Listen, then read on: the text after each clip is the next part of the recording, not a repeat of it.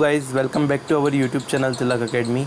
Guys आज बहुत ज़्यादा बारिश हो रही थी तो उसके कारण मैं वाइट बोर्ड वीडियो रिकॉर्ड नहीं कर पाया आज के लिए। तो ये जो मैथ्स की वीडियो है ये हमारा नेक्स्ट पार्ट है प्रॉफिट एंड लॉस का, जो कि हम इस पे पढ़ने वाले हैं। ठीक है, तो प्रॉफिट एंड लॉस का हमारा नेक्स्ट पार्ट है। अब देखिए इसमें बहुत ही वेरी इंपॉर्टेंट टाइप का क्वेश्चन मैं आपको बताने वाला हूँ। ये बहुत ही ज़्यादा इंपॉर्टेंट क्वेश्चन है। अगर आप इसको समझ लेते हैं तो फिर कोई भी क्वेश्चन ऐसा आ जाए आप बड़ी आसानी से बता देंगे। बस मैं जो आपको समझा रहा हूँ कॉन्सेप्ट वो आपको देखना है। ठीक है, तो इसमें कुछ क्वेश्चन मैं आपको होमवर्क के लिए दूंगा और कुछ क्वेश्चन मैं यहाँ पे समझा दूंगा। ठीक है, तो जैसे हम कोई सा भी क्वेश्चन ले सकते हैं। जैसे फर्स्ट क्वेश्चन मैं आपको होमवर्क के लिए दे देता हूँ कि फर्स्ट तो आप होमवर्क में करेंगे। ठीक है, और सेकंड क्वेश्चन मैं आपको बता देता हूँ कि कैसे हमको करना है, इसके अकॉर्डिंग ही आप लोगों को करना है फर्स्ट क्वेश्चन का आंसर। जैसा मैं सेकंड बताऊंगा उसके अकॉर्डिंग फर्स्ट क्वेश्चन का आंसर करना है और मुझे कमेंट बॉक्स में बताना है कि क्या फर्स्ट क्वेश्चन का आपका आंसर आता है। ठीक है, फिर हम लोग देखेंगे उसको आगे। अगर नहीं आता तो फिर नेक्स्ट वीडियो में हम डिस्कस कर लेंगे। तो देखते हैं, गीता ने कुछ कल में 8 रुपये में 10 के भाव से ख़रीदी। ठीक है, तो गीता क्या कर रही है, 8 रुपये में 10 के भाव से ख़रीद रही है और फिर क्या बोला है 10 रुपये में 8 के भाव से बेचा। तो पहले एक तरफ क्या रखेंगे आप, वस्तु रखेंगे और एक तरफ प्राइस रखेंगे। तो एक तरफ रखा वस्तु और एक तरफ रखा प्राइस। ठीक है, तो सबसे पहले गीता की बात हुई है तो 8 रुपये में 10 के भाव से ख़रीदी है उसने। तो रुपए कितने हैं, 8 है, और ऑब्जेक्ट कितने हैं, 10। ठीक है, और उसने क्या बोला है 10 रुपये में 8 के भाव से बेची है। मतलब उसने क्या किया, 10 रुपये में 8 रुपये के भाव से बेची है। तो 10 रुपये में क्या किया है, 8 के भाव से बेची है। अब आपको हमेशा क्या करना है, ये जो वस्तु है, ये जो ऑब्जेक्ट है, इसको सेम बना लेना है। ध्यान रखना, वस्तु यानी कि ऑब्जेक्ट को, ऐसे क्वेश्चन को लगाने के लिए ऑब्जेक्ट को सेम बनाना होता है। क्या करना पड़ता है, ऑब्जेक्ट को सेम बनाना होता है। देखिए यहाँ 10 है और यहाँ 8 है, तो 10 और 8 से मैं क्या बना सकता हूँ, बड़ी आसानी से क्या बन जाएगा, ज़रा ध्यान से देखिए। 10 और 8 से हम क्या बना सकते हैं, तो 10 और 8 का एलसीएम बना सकते हैं। ठीक है, तो एलसीएम अगर लेंगे तो 2 पंजे 10 और 4 मतलब 80। हम क्या बना सकते हैं यहाँ से, 10 और 4 40 बना सकते हैं इसको। ठीक है, मतलब एक चीज़ को किसी को भी आप इक्वल कर लीजिए। तो हमें हमेशा क्या करूँगा, वस्तु को इक्वल करूँगा। तो इक्वल बनाने के लिए क्या करेंगे, एलसीएम ले लेंगे दोनों का। इतना मुश्किल नहीं है जितना आप समझ रहे हैं। ठीक है, तो आप क्या करेंगे, 40 बना सकते हैं दोनों को। तो 40 कैसे बनाएंगे, इसमें 4 का गुणा करेंगे और इसमें 5 का गुणा करेंगे। अगर 4 का यहाँ किया, 5 का यहाँ किया, तो यहाँ भी 4 का करना पड़ेगा और यहाँ भी 5 का मल्टीप्लाई करना पड़ेगा। ठीक है, तो आप क्या बोलेंगे कि ये आपके पास में 40 वस्तुएँ हो गई। ठीक है, जब ये 40 बन गया, 4 का गुणा किया तो, और 8 में 5 का गुणा किया तो भी ये 40 वस्तुएँ हो गई। अगर ये 40 वस्तुएं हैं तो अब देखो ये प्राइस क्या है। उसने क्या बोला था कि 10 रुपये में 8 वस्तु पहले वो क्या कर रहा था, ख़रीद रहा था। ठीक है, और ये बेच रहा था। ख़रीदने का मतलब क्या होता है, ये वाला जो लाइन है वो क्रय मूल्य का है और ये वाला जो लाइन है आपका विक्रय का है। आई होप समझ में आ रहा होगा आपको। ठीक है, तो अब आप प्राइस पे आ जाएंगे। तो ये प्राइस कितना बन रहा है, 32, और आप यहाँ से देखो ये प्राइस कितना बन रहा है, 50। तो जो भी प्राइस यहाँ पे बन रहा है वही आपका क्रय मूल्य और विक्रय मूल्य है। ठीक है, तो क्रय के सामने वाला प्राइस 32 बना, मतलब ये आपका सीपी हो गया, क्रय मूल्य हो गया, क्रय मूल्य, और ये आपका एसपी हो गया, यानी कि विक्रय मूल्य हो गया। अब मेरी बात बहुत ध्यान से सुनना, क्रय और विक्रय अगर आपको पता चल गया तो आप ये देखेंगे 32 रुपये में ख़रीदा और 50 में बेचा। तो 32 रुपये में ख़रीद के 50 में बेचा, तो कितने बेचा, तो कितने पैसे ऊपर उसको मिला। तो मैं बोलूँगा 32 रुपये पे उसको कितना पैसा ऊपर मिला। अगर 50 में बेचा तो 32 रुपये पे कितना मिलेगा, 8 और 10 यानी कि 18 रुपये मिलेगा। तो 100 रुपये पे कितना मिलेगा, वही आपका प्रॉफिट होगा, परसेंट होगा प्रॉफिट का, है ना। तो 32 रुपये पे कितना मिला उसको, 18 रुपये का प्रॉफिट हुआ, क्योंकि उसने 32 से 50 रुपये में बेचा। तो 100 पे जितना मिलता है वही लाभ होगा। तो अब देखेंगे ज़रा, हम लोग काटेंगे किससे, इसको किससे कट सकते, 2 से ये 9 बार में, और 2 से ये कितनी बार में जाएगा, 16 बार में।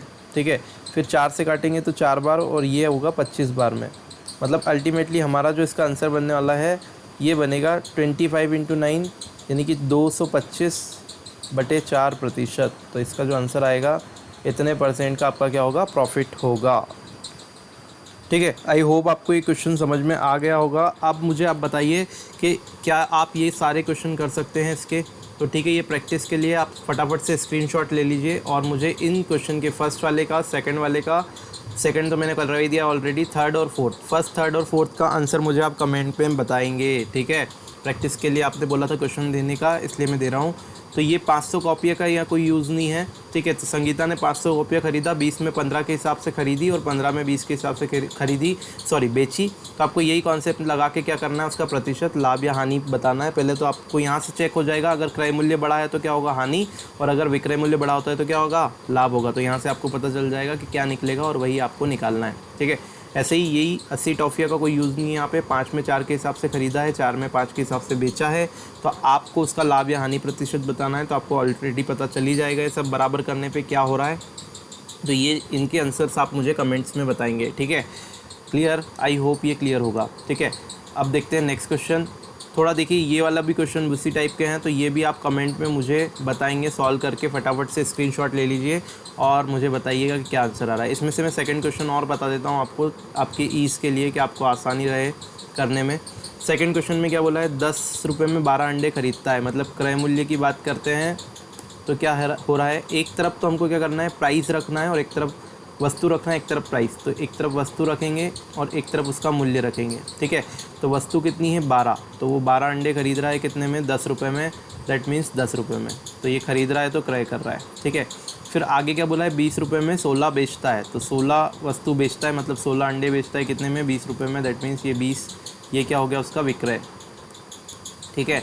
अब अल्टीमेटली आपको क्या करना है, वस्तु को सेम बना लेना है। तो मैं बोल रहा हूँ यहाँ 16 है, यहाँ 12 है, तो क्या हम कैसे बना सकते हैं सेम, तो 4 चौक 16 और 3 और चाहिए, मतलब 48 बना सकते हैं। तो 12 में 4 का मल्टीप्लाई करेंगे तो 48 बन जाएगा, 16 में 3 का मल्टीप्लाई करेंगे तो 48 बन जाएगा, ठीक है। तो यहाँ 4 का क्या है, तो इधर भी हम क्या करेंगे, 4 से मल्टीप्लाई करेंगे, इधर 4, इधर 3 का क्या है, तो इधर भी हम 3 से मल्टीप्लाई कर देंगे।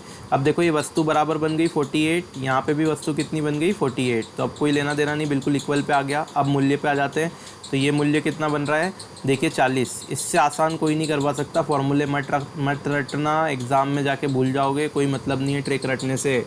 ये इस ट्रिक से भी आसान है, एक बार कॉन्सेप्ट समझ में आ गया ना तो फिर कचरा है बिल्कुल। 20 या 60, तो अब ये देखोगे आप, विक्रय मूल्य के सामने क्या आ रहा है 60, ठीक है, और क्रय मूल्य के सामने क्या आ रहा है 40, मतलब 40 में ख़रीदा 60 में बेचा, तो कितने का फ़ायदा हुआ, 20 रुपये का। तो 40 पे 20 का फ़ायदा, 100 पे कितने का होगा, 20 दूना 40, और 2 से कटेगा कितनी बार, 50 बार, मतलब 50% क्या मिलेगा, प्रॉफिट, ठीक है। तो यही आपका आंसर हो गया कि 50% का लाभ मिलेगा। आई होप ये समझ में आएगा। तो 3 क्वेश्चन वो, 3 ये, 6 क्वेश्चन आपको करना है। चलिए अब फटाफट से हम देखते हैं आए हुए क्वेश्चन एग्जाम में। ये मैंने टॉपिक आपको बता दिया कैसे इनको किया जाता है, क्वेश्चन को लगाने का तरीका। अब देखिए अगला क्वेश्चन क्या बोल के रखा है, एक फल विक्रेता ने 6 केले 5 रुपये में ख़रीदे और 4 केले 3 रुपये में बेच दिए, ठीक है। तो सबसे पहले हम क्या करेंगे, इसको बनाएंगे। कैसे बनाएंगे, उसी अकॉर्डिंग बनाएंगे जैसे हमने अभी तक देखा है। तो सबसे पहले क्या किया, 6 केले खरीदे 5 रुपये में, तो इधर वस्तु लिखी और इधर प्राइस।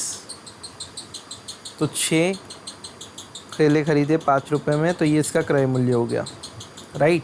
अब आगे क्या बोला है, 4 केले 3 रुपये में बेच दिए, यानी कि 4 बेचे हैं 3 रुपये में, तो ये इसका क्या हो गया, विक्रय मूल्य हो गया। अब इतना होने के बाद में क्या बोला है आगे, उसे लाभ या हानि का परसेंट ज्ञात कीजिए। तो आपको क्या करना है, वस्तु को सेम बना लेना है। तो इसको 12 बना लेता हूँ, यहाँ 2 का मल्टीप्लाई करते हैं, यहाँ 2 का मल्टीप्लाई करते हैं, और यहाँ पे 3 का। 12 बनाना है तो यहाँ 12 बनेगा, और 3 का मल्टीप्लाई करेंगे तो 2 यहाँ करेंगे और 3 यहाँ करेंगे। दैट मीन्स ये 12 वस्तु हो गई, इधर भी 12 वस्तु हो गई, ठीक है। तो ये क्रय और विक्रय। तो आप देखेंगे यहाँ क्रय मूल्य कितना बना, 10, विक्रय मूल्य कितना बना, तो आप बोलेंगे 9। इसका मतलब क्रय मूल्य 10 है, मतलब क्रय मूल्य बड़ा है, तो क्या होगा, हानि होगी, ठीक है। यहाँ से पता चल गया हानि होगी, कितनी होगी, तो क्रय मूल्य पे होती है, तो 10 रुपये पे कितने का नुकसान हो रहा है, 9 में बेच रहे हैं तो 1 का, तो 10 रुपये पे 1 का नुकसान, तो 100 पे कितने का होगा, 100 पे जो होता है वही परसेंटेज होता है, तो 10% का लॉस हो गया। हानि हो रही थी और कितनी हो रही थी, 10%, ख़त्म, ठीक है।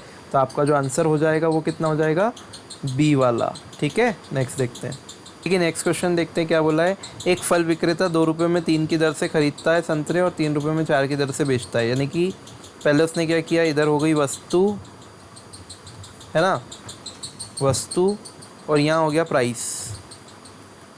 तो पहले केस में क्या बोला है, 2 रुपये में 3 की दर से ख़रीदता है, यानी कि वस्तु कितनी है 3, और रुपए कितने हैं, 2 रुपये में ख़रीद रहा है। फिर आगे क्या बोला है, इसे 3 में 4 की दर से बेचता है, यानी कि 3 रुपये में 4 के हिसाब से बेचता है, 3 रुपये में 4 के हिसाब से बेच रहा है वस्तु। तो ये खरीद रहा है यानी कि क्रय हो गया और ये विक्रय हो गया। ठीक है, अब अगर ये हो गया तो हम क्या करेंगे, जैसे ये हो गया तो हम इसको वस्तु को सेम बना लेंगे। तो यहाँ करेंगे हम 4 का मल्टीप्लिकेशन और यहाँ 3 का मल्टीप्लाई करेंगे तो ये 12 बन जाएगा। ठीक है, तो यहाँ 4 का किया है, यहाँ 3 का किया है। तो आप ये देखेंगे ये 12 हो गया वस्तु, इधर भी 12 वस्तु हो गई। मतलब 12 वस्तु खरीदी कितने में उसने, 8 रुपये में, और 12 वस्तु बेची कितने में, 9 रुपये में। मतलब आप देखिए कि विक्रय मूल्य बड़ा आ रहा है, मतलब लाभ होगा। और लाभ कितने का हो रहा है, तो आप प्रतिशत अगर लाभ निकालना है तो आप देखेंगे 8 रुपये पे 1 रुपये का लाभ है। तो 8 रुपये पे 1 रुपये का लाभ है, तो जो 100 पे होता है वो परसेंट होता है, मतलब 100/8% इसका आंसर आएगा। 100/8 का मतलब होता है 12.5%, 12.5%। ठीक है, तो इसका आंसर कितना आ जाएगा, 12.5%, यानी कि आपका ऑप्शन नंबर जो आएगा वो डी वाला करेक्ट है। ठीक है, अगला क्वेश्चन देखते हैं। अगले क्वेश्चन में क्या बोला है, एक व्यक्ति कुछ संतरे 1 रुपये में 25 की दर से खरीदता है, वह 1 रुपये में कितने संतरे बेचे कि 25% का लाभ हो। देखो इस क्वेश्चन को करने का तक क्या तरीका हो सकता है, ज़रा ध्यान से देखिएगा। क्या बोला है, 1 रुपये में कितने संतरे खरीद रहा है, 25 खरीद रहा है।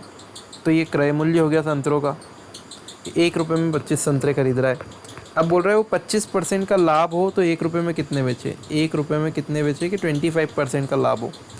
अब देखो अगर किसी चीज़ को कोई आदमी ख़रीद रहा है, 25 खरीद रहा है 1 रुपये में, और अगर वो 1 रुपये में 30 बेच देगा तो उसको घाटा हो जाएगा। मतलब वस्तु को क्या करना पड़ेगी, कम बेचना पड़ेगी। अब कम कितना बेचे तो वो देखते ज़रा ध्यान से, कैसे देखेंगे। तो मैं बोल रहा हूँ कि आप देखिए कितना प्रतिशत लाभ हो रहा है, 25%। अब आपको क्या करना है, 25% का फ्रैक्शन देखना है। तो 25% का फ्रैक्शन कितना होता है, 1/4। ठीक है, इसका मतलब ये है 4 से 1 ज़्यादा, 4 से 1 ज़्यादा करेंगे। 25% बढ़ाने का मतलब क्या है, 25% बढ़ाने का मतलब 4 से 1 ज़्यादा, यानी कि 5 हो जाना। ठीक है, तो अगर ये 5 है तो ये तो एक्चुअल में ये क्या क्वांटिटी है, ये क्वांटिटी बढ़ी हुई है।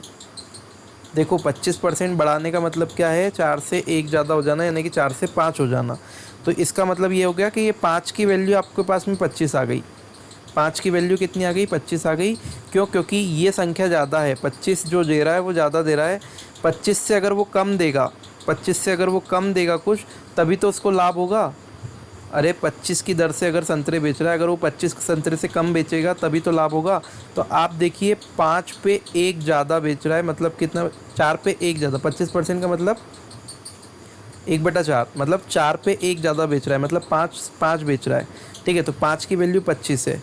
ठीक है, तो आप देखेंगे कितनी है, 1 की वैल्यू कितनी है, 5 की वैल्यू अगर 25 है तो एक पार्ट की वैल्यू 5 हो जाएगी। तो आपको इस 4 पार्ट की वैल्यू निकालना है। क्यों, क्योंकि 25% अगर कम करेंगे तो 5 से क्या करेगा, 4 बेचेगा।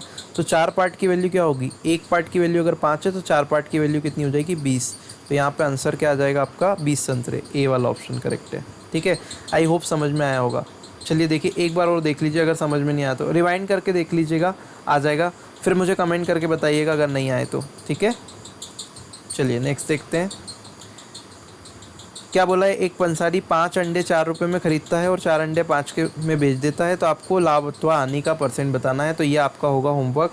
ये क्वेश्चन भी आप मुझे कमेंट बॉक्स में बताएंगे। तो आज मैंने बहुत सारे क्वेश्चन आपको कमेंट बॉक्स में करने के लिए बोला है, तो ये आपको करना है। ठीक है, ये प्रीवियस क्वेश्चन ध्यान रखिएगा, बहुत इंपॉर्टेंट है। इस पर कई बार क्वेश्चन पूछा गया है आपकी पुलिस की एग्ज़ाम में।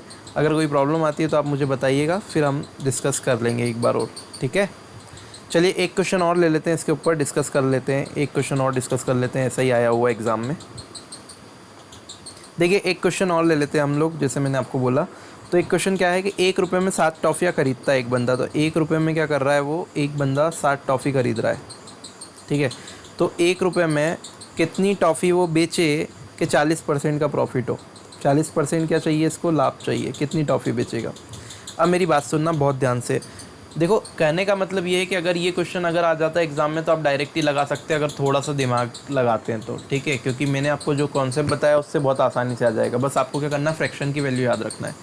अब मैं आपसे ये बोल रहा हूँ कि अगर कोई बंदा 1 रुपये में 7 चीज़ें खरीद रहा है और 1 रुपये में जाके 9 चीज़ें बेच दे या 10 चीज़ें बेच दे, तो आप तो बोलोगे कि उसको घाटा होगा, वो तो बेवकूफ़ है। 1 रुपये में 7 लेके आ रहा है और 10 बेच रहा है, तो घाटा होगा। तो अगर उसको फ़ायदा चाहिए तो मतलब इस 7 से तो कम बेचेगा। ठीक है, 7 से कम बेचेगा मतलब आपका आंसर 7 से कम आएगा। देखो सारे ही आंसर 7 से कम दे रखे हैं। अब देखो आंसर होगा तो होगा क्या, एक्चुअल में ये दोनों ऑप्शन सही छपे हुए हैं यहाँ पे, तो एक कोई भी सही माना होगा उन्होंने, ठीक है। तो अब देखो आंसर कैसे आएगा, तो मैं क्या बोल रहा हूँ कि आप देखोगे 40% का लाभ होता है, वो 40% का लाभ कमाना चाहता है, ठीक है। 40% का फ्रैक्शन होता है 2/5, ठीक है। इसका मतलब ये चीज़ जो है वो 40% ज़्यादा है, इसको 40% कम करना। तो 40% ज़्यादा का मतलब क्या है, 5 पे 2 ज़्यादा होना, यानी कि 7 होना।